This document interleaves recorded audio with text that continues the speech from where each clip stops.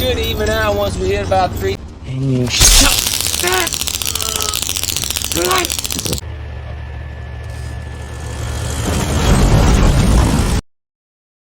Berkisah tentang agen FBI yang ditugaskan mengawal seorang saksi ke pengadilan setelah dituduh terlibat dengan bos mafia.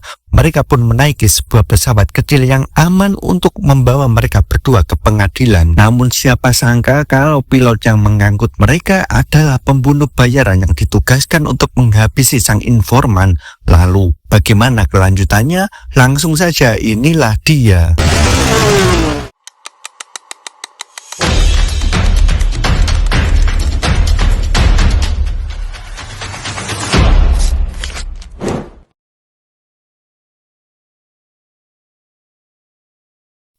Berlatar di pegunungan Alaska, film memperlihatkan seorang pria yang bernama Winston baru saja digerebek FBI karena keterlibatannya dengan seorang mafia yang bernama Moretti. Not the bedspread, it's crusty. Penggerebekan yang dikepalai oleh Madeleine Harris ini berlangsung lancar karena Winston yang akhirnya mau dibawa ke pengadilan. Shit! Oh, come on, princess. I'm cooperating. And lots of protection. Yep. Clean capture. Listen, he wants to make it. Then you want to make a deal. Testify against Moretti. Untuk menjamin keselamatan Winston, Madeleine menyewa pesawat non-komersil untuk membawa Winston ke kantor pengadilan. Bersama sang pilot yang bernama Daryl Booth ini, mereka bersiap lepas landas untuk terbang. This isn't a plane. This is a kite with seatbelts. Anchorage. Okay. We'll be there in about... Man.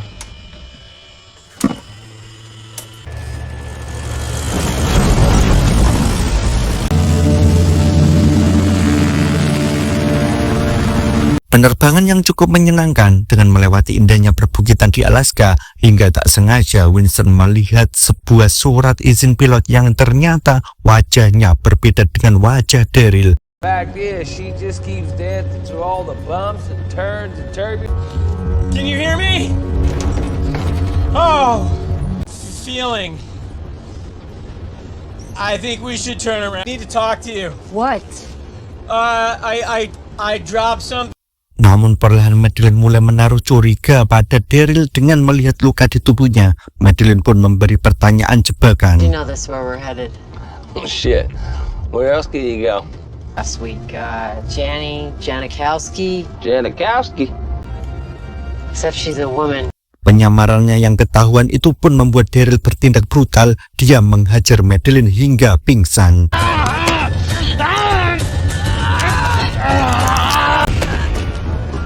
Easy now. I don't want to kill you. Yeah. You want to play rough?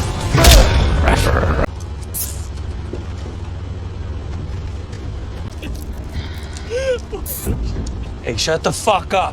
Ternyata Daryl bertujuan menculik Winston untuk diserahkan kepada Moretti sebelum dia memberikan kesaksiannya di pengadilan. Winston mencoba membuat kesepakatan dengan memberi uang Daryl $1 juta agar dia dibebaskan. In crypto, completely untraceable. You gotta let me go. A month for years. All you have to do, you get $1 million extra in your pocket. It's a win-win. Saat Daryl akan memborgol leher Madeleine, tiba-tiba saja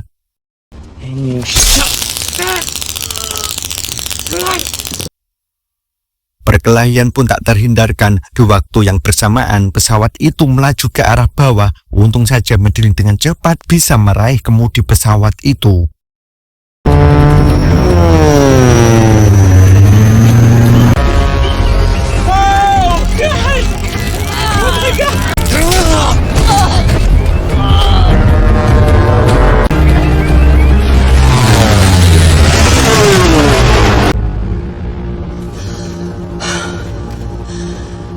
Kini Madeleine dan Winston pun memutuskan untuk bekerja sama. Mereka saling membantu membuka borgol dan gantian mengikat tangan Daryl yang pingsan itu. Come on. Son of a bitch. So much you like being cuffed up. Madeline mencoba merogoh sakunya Daryl dan di sana dia menemukan sebuah foto rumah yang ternyata itu rumah ibunya Winston. Madeline pun berspekulasi kalau Moretti gagal mendapatkan Winston, maka dia menjadikan ibunya sebagai jaminan. Mom is still alive. You don't know that. Yes, I do. I do know that. Calm down? You're telling me to calm down? My mom has never heard a soul in her life. Right? Yeah, I So guess. I know she's still alive. Film pun berubah menjadi menegangkan ketika pesawat itu melaju tak terkendali dan keluar dari rute yang semestinya. Madeline yang menjadi pilot dadakan itu pun mencoba menghubungi pusat penerbangan terdekat. Di sana dia tersambung dengan seseorang yang bernama Hasan, di mana Hasan ini mulai memberikan tutor dasar dalam mengendalikan pesawat tersebut. Can anyone hear me? Mayday. It'll start. Can you say again?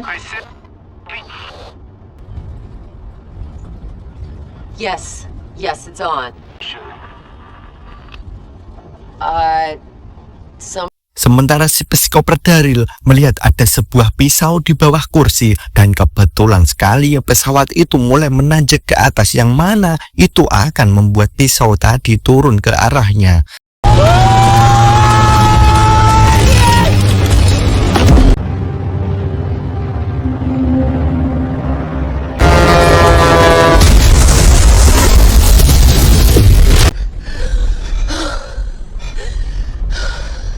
Si Daryl yang sedari tadi cerewet itu pun terus saja membahas masa kelamnya Madeline. Dulu, Madeline pernah mendapat tugas lapangan menangkap seorang saksi kejahatan. Tapi karena kelalaiannya, saksi itu berhasil dihabisi oleh pihak lawan. Atas kegagalan itu, akhirnya Madeline dihukum untuk tidak lagi mendapat tugas lapangan. Dan untuk menjaga reputasinya, dia tidak ingin hal itu kembali terjadi kepada Winston. Fuck put you back in the saddle again, huh? Whoa! But you still hear her scream, don't you? Her shrieks of Madeline pun tak kuasa menahan emosinya karena dari tadi dia terus diejek Daryl. Berkali-kali Madeline menghujani pertanyaan kepada Daryl, dari mana dia tahu info tersebut, padahal hanya beberapa orang saja yang tahu hal itu. I know what you're talking about. Of course I do. I miss that little moment. Ternyata Daryl yang sedari tadi dihajar oleh Madeline itu diam-diam mengambil kacamatanya. Dengan bermodalkan potongan gagang kacamata itu, Daryl perlahan menggesek-gesek tali yang terborgol di tangannya. The situation is fluid at best. We need to get you safely on the ground. Madeline langsung menelpon komandannya yang bernama Coleridge dan memberitahu kalau ada mata-mata Moretti yang membocorkan informasi pribadinya seperti yang dikatakan Daryl tadi. Winston yang bekerja sebagai akuntannya Moretti itu mencoba mengingat kemana dia mentransfer uang suap $25.000 setiap bulannya, dan setelah dicocok-cocokkan, ternyata kiriman uang itu mengarah ke rumahnya Komandan Coleridge. It's Coleridge. He's the leak. What? $5,000 a month. Where did you say it was going? Sankity. Transfer request from a IP address and Madeline merasa cukup lega setelah dia melihat pantai di bawah. Dia pun langsung menghubungi Hasan untuk memberi titik lokasinya. Hasan pun memberi petunjuk untuk Madeline agar dia membelokkan pesawat itu ke kiri 120 derajat dan kurang lebih 30 menit lagi dia akan sampai di bandara terdekat. Hassan! All ears, Deputy. How can I help? Keep your pitch at 5 degrees or less. Okay. And make sure you stay up. Just to turn left to heading 120. That should put you into anchor. Tapi tiba-tiba saja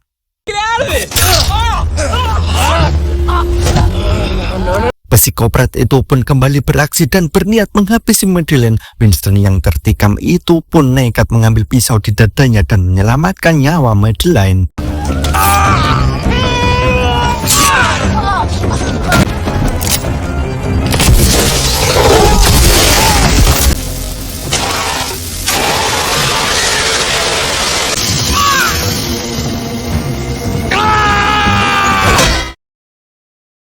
Setelah mengalahkan psikopat tadi, Madeline pun kembali menelpon Hasan bagaimana cara agar cepat sampai ke bandara. Hasan pun memberikan tutorialnya, namun dengan efek samping bahan bakar pesawat itu akan lebih cepat habis. Up the red handle marked fuel mix and then Alright. push the throttle all the way How far away are we? about 18 to 20 minutes out.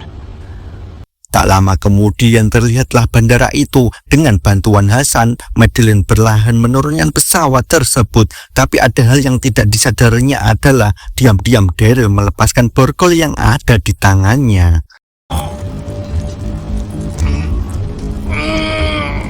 Off course, you need to even out. Dengan pendaratan yang terkesan amatir itu, Madeline mencoba sekuat tenaga mengendalikan pesawat yang lepas kendali tersebut. Karena kejadian itu, Daryl pun terlempar keluar pesawat dan...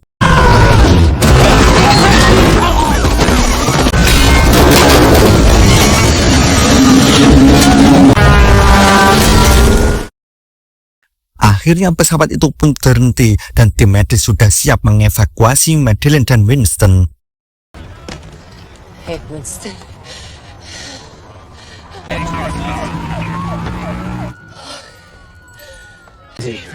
He's lost a lot of blood. Oh, God.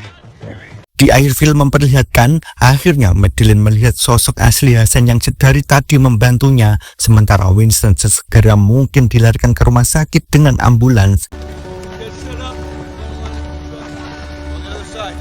Tapi Madeline melihat ada gerak-gerik orang yang mencurigakan dan dia langsung mengecek ambulan yang membawa Winston.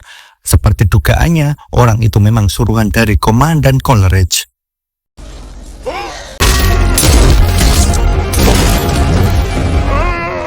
Is it done? No, Director Coleridge. Gunshots! I'm gonna ship you back to Bulgaria, you Saatnya kita bilang tamat.